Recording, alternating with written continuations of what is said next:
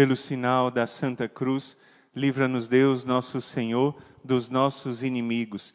Em nome do Pai, do Filho e do Espírito Santo. Amém. Digamos 3 vezes essa oração. Chagas abertas, coração ferido. Sangue de nosso Senhor Jesus Cristo derramado entre nós e o inimigo. Chagas abertas, coração ferido. Sangue de nosso Senhor Jesus Cristo derramado entre nós e o inimigo. Chagas abertas, coração ferido. Sangue de nosso Senhor Jesus Cristo derramado entre nós e o inimigo. Amém. Hoje a gente vai meditar sobre estes sinais de que uma casa, de que um lar, uma família pode estar tendo um ataque espiritual, pode estar sendo alvo de ataque do inimigo de Deus. Como a gente pode perceber alguns destes sinais e como a gente pode manter o inimigo afastado, expulsá-lo da nossa casa. Então preste atenção porque é informação importante para você e sua família. E estes sinais são sinais que indicam, apontam que a presença do inimigo pode estar lá gerando todas essas consequências. E eu quero que você já anote a primeira passagem, está no livro de Efésios, carta de São Paulo aos Efésios, capítulo 6, versículo 12. Assim diz São Paulo: pois não é contra homens de carne e sangue que temos de lutar, mas contra os principados e as potestades, contra os príncipes deste mundo tenebroso, contra as forças espirituais do mal espalhadas pelos ares. E eu já esclareço para você que muitas vezes a gente acha que o nosso combate é um combate que acontece contra as pessoas. As pessoas que nos perseguem, as pessoas que chegam e acusam a cada um de nós, as pessoas que vão e fazem isso e fazem aquilo, e a nossa raiva acontece, e muitas vezes a gente perde a paciência, e briga com alguém e diz, para com isso, e a gente esquece que é o inimigo de Deus que muitas vezes semeia a cisanha, semeia o joio, semeia a briga e a contenda, e é por isso que a gente tem que estar com os olhos atentos. Primeira carta de São Pedro, capítulo 5, versículo 8, o apóstolo São Pedro nos diz isso: sede sóbrios e vigiai, vosso adversário, o demônio, rodeia a vós como um leão rugindo, buscando a quem devorar, resisti-lhe firmes na fé. Então o inimigo, ele está rodeando os cristãos para poder nos fazer perder, para poder tirar a nossa paz, porque no fundo o que o inimigo quer é destruir a nossa família. Mas uma vez eu lembro aquilo que a irmã Lúcia disse ao cardeal Cafarra naquela carta, de que o combate final seria do inimigo contra a família. Então a família é o alvo dele, e a gente pode perceber então alguns sinais de que o inimigo está atacando a nossa casa. Mas muitas vezes, presta atenção, a gente acha que o inimigo chega atacando uma casa, que aquela casa é o alvo principal dele. Deixa eu falar olhando para você. O inimigo não está muito preocupado com as coisas materiais. O alvo do inimigo são as pessoas que são criadas à imagem e semelhança de Deus. O inimigo está querendo destruir são as famílias e as pessoas, porque sobretudo o que o inimigo quer é levar cada pessoa ao pecado. O que o inimigo quer é marcar cada pessoa e afastá-la de Deus. E é isso que é a guerra que nós temos que ter atenção. Nossa casa é o lugar onde nós temos esse combate espiritual. E por que o inimigo escolhe a nossa casa? Porque lá é o lugar onde a gente tem as relações com as nossas famílias. Lá é o lugar onde a gente se alegra como família. Lá é o lugar onde a gente se alegra como irmãos. Lá é o lugar onde a gente se encontra. E como família, a gente se junta para rezar. A gente se junta para estar em oração. Pelo menos deveria ser assim. E lá é o lugar onde a gente descansa. Mas é lá na família que o inimigo muitas vezes manifesta este ataque espiritual. Pode colocar de vez em quando, irmã, na câmera 4, que eu vou falando com algumas pessoas sobre esses detalhes que a gente tem que prestar atenção para afastar o inimigo da nossa casa. Primeiro ponto, anota. Veja se este é um sinal de que o inimigo pode estar atentando à sua casa e à sua família. Eu falo de acomodação espiritual. E eu explico. Muitas vezes a gente é meio preguiçoso mesmo, preguiçoso de fazer as coisas de Deus, mas muitas vezes uma acomodação espiritual que a gente fica parado naquela situação é um sinal de ataque espiritual do inimigo. É um sinal de ataque espiritual do inimigo, e eu explico por quê. A gente deve começar o nosso dia em oração. Se você pode, claro, reza o Santo Rosário na madrugada. A gente tem esse Santo Rosário todos os dias, mas se você não pode, mas deve começar o dia em oração. Ao longo do dia, se lembrar de Deus em alguns momentos, se lembrar de dar graças a Deus quando você for fazer a sua refeição, abençoar os alimentos, dar graças a Deus. À noite, antes de dormir, elevar o pensamento a Deus. Eu sei que você gosta de rezar à noite, às vezes nas nossas lives, você está junto aqui, tem momentos de oração que você faz, mas o inimigo muitas vezes faz a gente ficar acomodado e esquece de rezar. E a gente acaba esquecendo de rezar. Isaías 56, 7 diz assim: minha casa será chamada casa de oração. Mas muitas vezes a gente não faz da nossa casa uma casa de oração, mas faz da nossa casa uma casa acomodada. A gente faz da nossa casa uma casa parada, uma casa sem vida de oração. É o que diz isso. Às vezes a gente até se acostuma e fala assim: mas hoje está frio, eu não vou para a Santa Missa. Hoje está chovendo demais, eu não vou para o grupo de oração. Não vou não. Não vou, hoje está difícil. Olha, é porque tem uma pessoa que vai vir na minha casa e hoje está difícil isso e aquilo. E a gente vai colocando desculpas. Mas a gente tem que prestar atenção se a gente sai para fazer compras, se a gente sai para uma festa de família com os amigos, mas quando é um compromisso de oração a gente não sai, pode ser o primeiro sinal de acomodação espiritual. A gente tem que lembrar da carta de São Tiago, capítulo 4, versículo 7. Sede submissos a Deus, resisti ao demônio e ele fugirá para longe de vós. Anotou? Tiago 4, 7. Sede submissos a Deus, resisti ao demônio e ele fugirá de vós. Então, primeiro sinal de ataque espiritual, aquela acomodação espiritual, sobretudo aquela falta de vontade de rezar. Aquela acomodação em não querer rezar.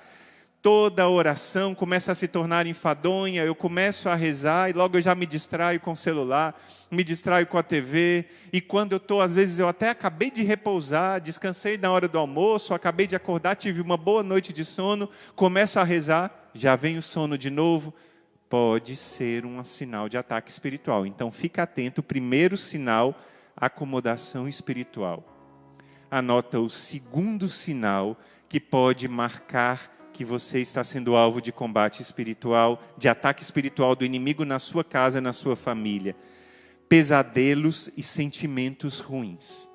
O pesadelo por si só não é um sinal claro, mas quando esse pesadelo é recorrente, e quando esse pesadelo marca outras pessoas da casa, quando esse pesadelo marca algumas crianças, e as crianças saem correndo, e chegam: mamãe, eu vi o babau, eu vi o lobo mau, eu vi o monstro, chegam correndo e fogem. Quando aquele pesadelo, você sente que está parada na cama, que você não consegue sair dali, aquele pesadelo de morte, disso, daquilo, esse é um segundo sinal de ataque espiritual que a gente deve prestar atenção. Pode ser que esse ataque espiritual esteja manifestando também nesse ponto, e você está anotando esse segundo sinal de ataque espiritual. Esse sinal é um sinal que mostra que o inimigo pode estar querendo gerar confusão, está querendo gerar cansaço, para que você acorde várias vezes à noite e não consiga rezar bem no outro dia, sinal de ataque espiritual. O Salmo 4, versículo 9 diz assim: eu tranquilo vou deitar-me e na paz logo adormeço, pois só vós, ó Senhor Deus, dais segurança à minha vida. Então esse segundo sinal a gente deve anotar e prestar atenção. Mas há um terceiro sinal, e esse sinal é um dos sinais mais claros de ataque espiritual. Você já anotou os outros dois. e você está pegando o caderno para anotar o terceiro, você estava preocupada que não estava seu caderno, pega agora, porque o primeiro sinal você já anotou. O primeiro sinal nós vamos voltar aqui, é acomodação espiritual, e o segundo são pesadelos. Mas há o terceiro sinal, que é brigas e desentendimentos. Isso aí agora é um sinal claro de que o inimigo está lá. Porque pode ser que tenha acontecido uma situação dramática, e aquela hora ocorreu uma briga e uma discussão. Mas quando o inimigo está atentando, essa discussão acontece por coisas banais. Porque alguém pegou primeiro um pedaço da carne e não pegou o outro. Porque alguém esqueceu de colocar a meia no lugar que deveria ser, mas colocou no outro. Porque alguém esqueceu de levar o lixo para fora aquele dia. E aí, essas pequenas coisas do dia a dia, que são coisas que a gente deixa passar, quando o inimigo está atentando, as brigas e os desentendimentos vão crescendo. Já viu que tem gente que se irrita com tudo dentro de casa? Que se irrita com a esposa, depois se irrita com a mãe, depois se irrita com o cachorro, depois se irrita com o passarinho, depois se irrita com o vizinho, depois se irrita com isso, com aquilo, com a notícia da TV, com tudo. Isso é um sinal de ataque espiritual do inimigo. Preste atenção. Há algumas pessoas que quando saem de casa, durante todo o tempo que estão fora trabalhando, estudando, são simpáticas, estão tranquilas, pacíficas. Basta entrar porta adentro de casa, começam as discussões, começam as brigas, começam os combates, começam essas lutas, e isso é um sinal de ataque espiritual. Preste atenção no que está acontecendo.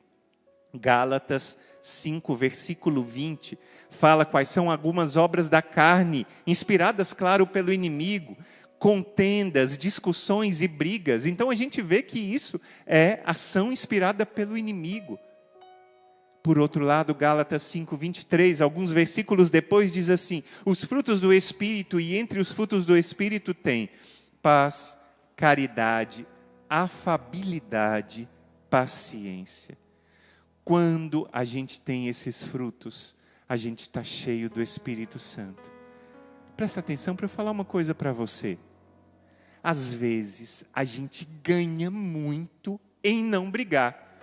Principalmente aqueles que têm um pouco do temperamento ou muito sanguíneo. E eu partilho isso com você, porque às vezes eu tenho também um lado sanguíneo muito forte. E quando alguém faz uma ofensa, aquele sanguíneo tem uma explosão de vontade de retribuir do mesmo jeito. É assim, bateu, levou do mesmo jeito, e aquela vontade de retribuir do mesmo jeito, com a mesma força. Mas a gente ganha sempre em contar até 10. Nessa hora que a gente para e pensa, eu vou responder essa mensagem agora. Eu vou responder essa mensagem agora, e as palavras que a gente usa normalmente são aquelas mais duras. Porque se ele usou ou ela usou uma palavra dura, eu vou usar ainda mais dura. E a gente entra numa briga tremenda, e é isso que o inimigo quer. O inimigo quer essa briga, quer essa discussão em nosso meio. Mas a gente tem que ter a sabedoria do Espírito Santo para nessa hora segurar e parar de brigar. Então esse terceiro sinal mostra como o inimigo pode estar atormentando a nossa casa e a nossa vida. Anota essa passagem, segunda carta de São Paulo a Timóteo, capítulo 2, versículo 23. Rejeita as discussões tolas e absurdas, visto que geram contendas. São Paulo estava preocupado sobre isso, e parece que durante a carta de São Paulo a Timóteo, recolhendo todos os momentos em que ele fala, são 7 vezes em que ele exorta Timóteo para não brigar, para manter a sua paz, para manter essa paz no coração. E quantas vezes a gente começa a brigar, não é verdade? Por coisas bestas, por coisas tolas, e a gente começa a discutir e defender o meu ponto de vista, e eu partilho com vocês 2 ocasiões que aconteceram comigo coisas completamente diferentes. Uma vez, eu recebi uma mensagem de um irmão, que era uma mensagem dura, e eu, naquela hora, subiu aquele sentimento, e eu vou falar bem direto para ele, e respondi de uma forma ainda mais dura. E a discussão aconteceu. A gente teve uma discussão, E essa discussão gerou um desagrado, e depois eu fiquei, inclusive, fisicamente mal. Comecei a ficar com dor no estômago por causa daquela discussão, comecei a ficar com enxaqueca, e meu Deus do céu, e logo entendi que a gente tinha discutido por uma coisa que não era por que discutir. Na realidade, a gente não pode discutir nunca, não é? Se vos irardes, não pequeis, diz a palavra de Deus. Então, eu fiquei mal, e depois eu procurei o irmão e falei: irmão, vamos conversar. A gente se excedeu, eu primeiro peço perdão ao Senhor porque eu me excedi na mensagem, a gente acabou discutindo. Na mesma hora o irmão falou assim: irmão, eu também peço perdão.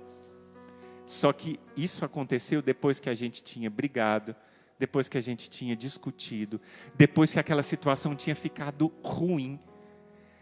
Quantas vezes a gente pode poupar essa situação se a gente aprende, e aprende logo, aprende logo a parar um instante. Diz o meu padrinho de Crisma, um homem muito virtuoso, mando um abraço para ele, o Toninho, lá de Divinópolis. Ele diz assim: não há nada que pague o sossego da gente, não há nada que pague o sossego do coração. Então, se é para brigar, espera um pouco, acalma o coração, porque a situação vai resolver. Então você entendeu que um terceiro sinal de ataque espiritual do inimigo é quando as contendas, brigas e discussões por besteira estão acontecendo muitas vezes na sua casa. E talvez você esteja se perguntando, escutando esse vídeo, essa formação: mas irmão, parece que esses sinais todos estão na minha casa. Parece que está isso, aquilo e ainda mais alguma coisa. E tem mais algum sinal, irmão?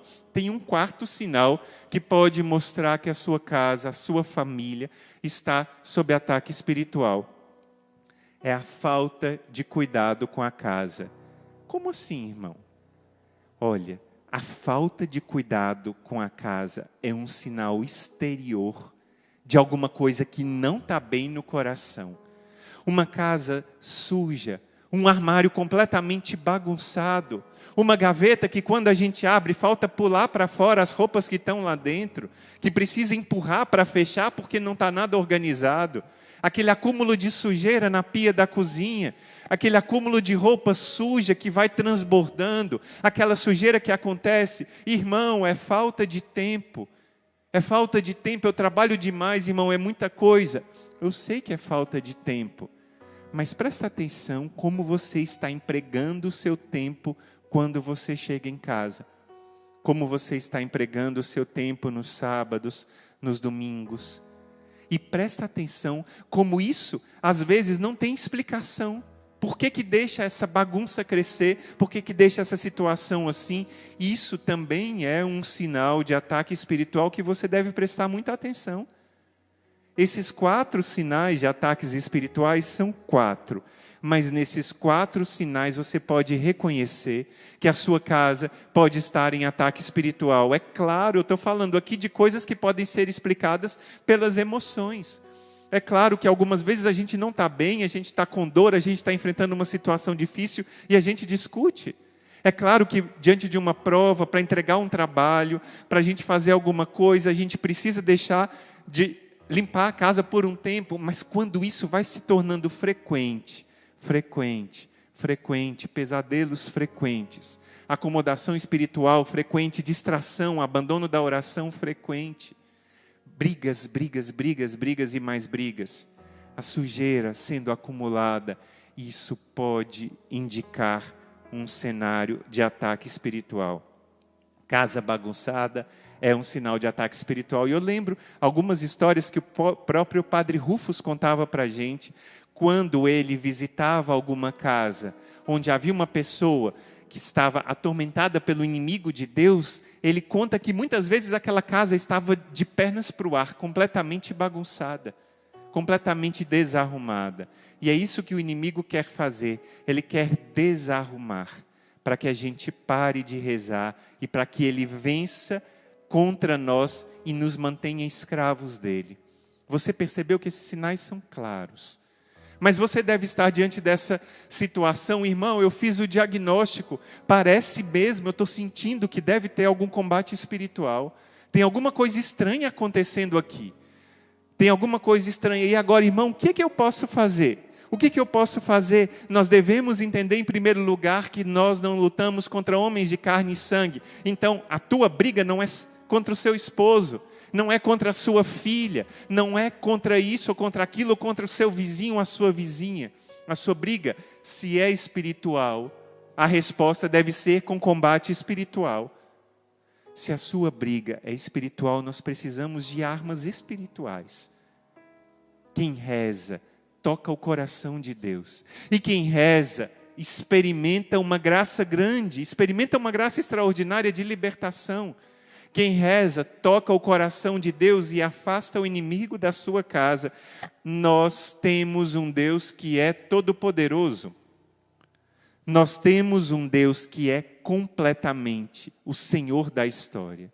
Então, esse Deus é nosso Pai, e Ele está ao nosso lado, e Ele cuida de cada um de nós. Esse Deus está combatendo a nosso favor, e nós temos que lembrar de uma coisa muito importante. Hoje é o dia em que rezamos e fazemos essa memória, essa lembrança do preciosíssimo sangue do Senhor. Eu queria que você lembrasse, pode passar para a câmera 4, irmã, para eu olhar mais de perto os nossos irmãos. Olha só, presta atenção.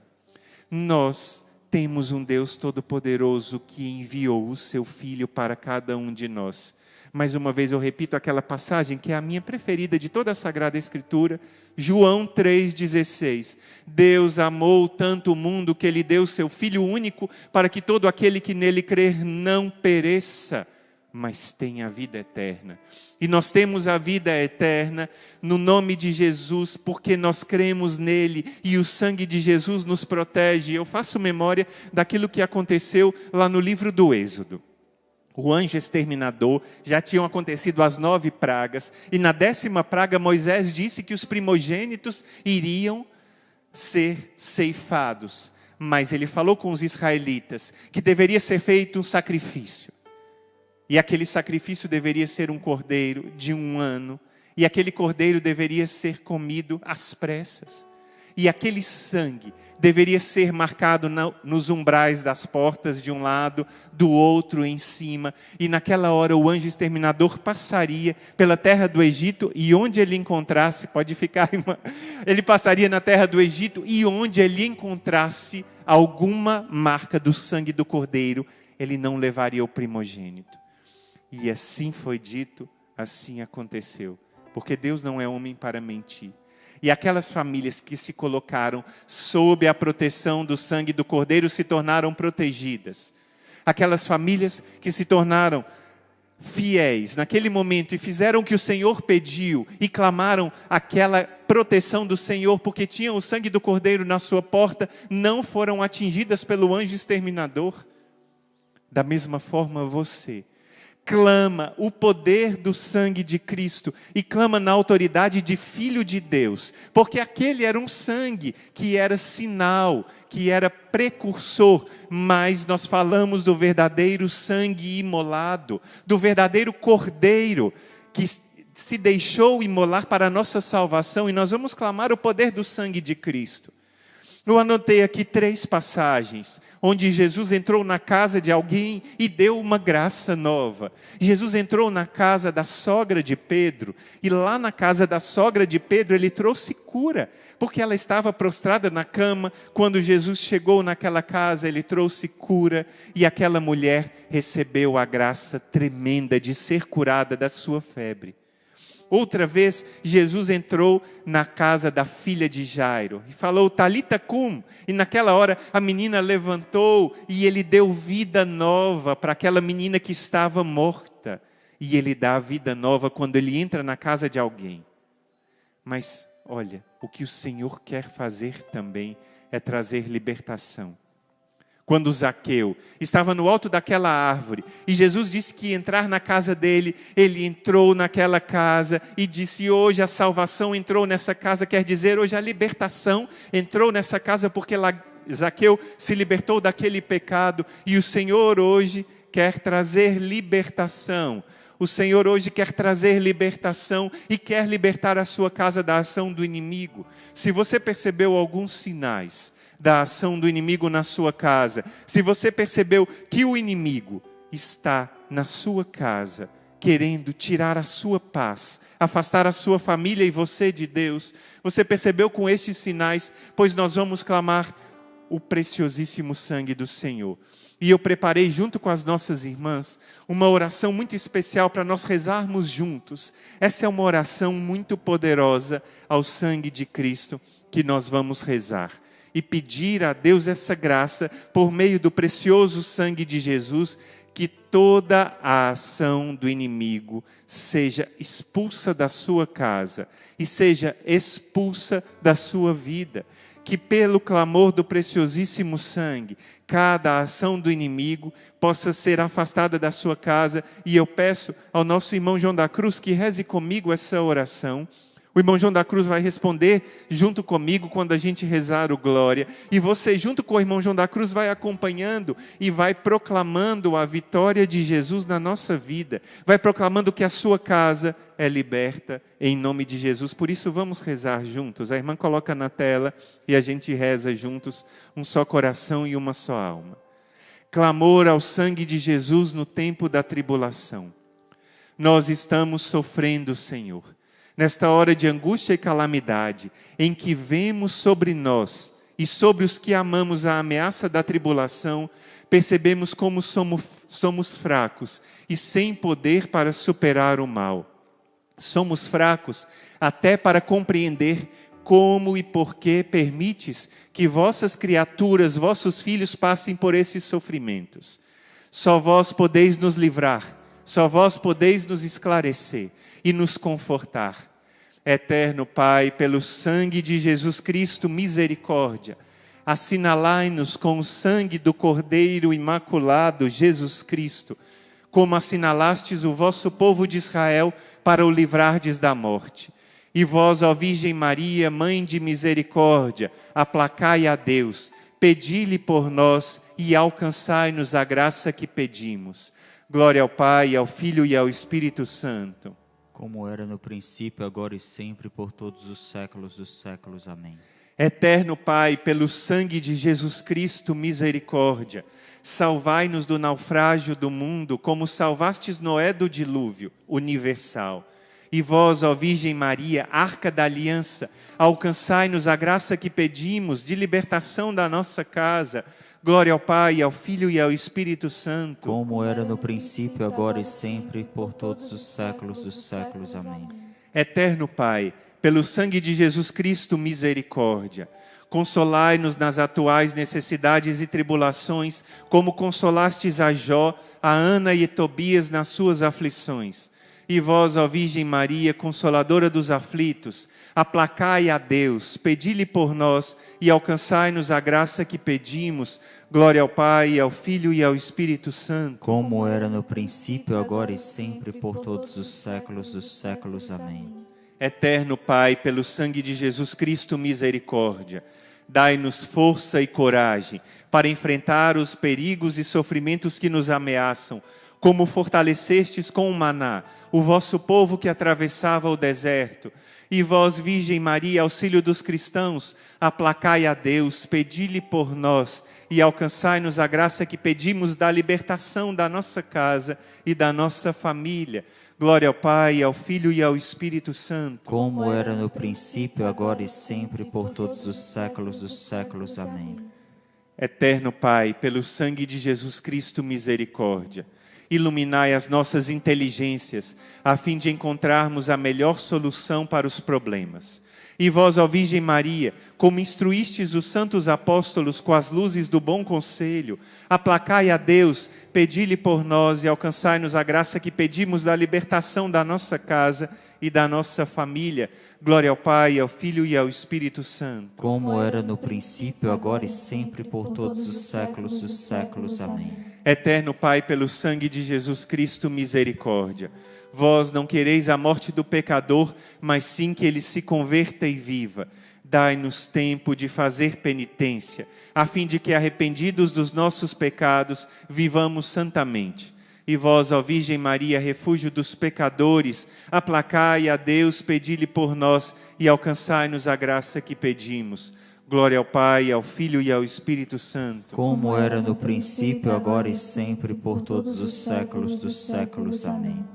Eterno Pai, nós lhe oferecemos o sangue de Jesus em reparação pelos nossos pecados, pelas necessidades da Santa Igreja e pela conversão dos pecadores. Imaculada Maria, Mãe de Deus, rogai por nós. Jesus e Maria, confiamos em vós. Amém. E nós cremos que com essa poderosa oração de clamor ao preciosíssimo sangue de Jesus, de clamor à Virgem Maria, Rainha do sangue de Cristo, as graças são derramadas à nossa vida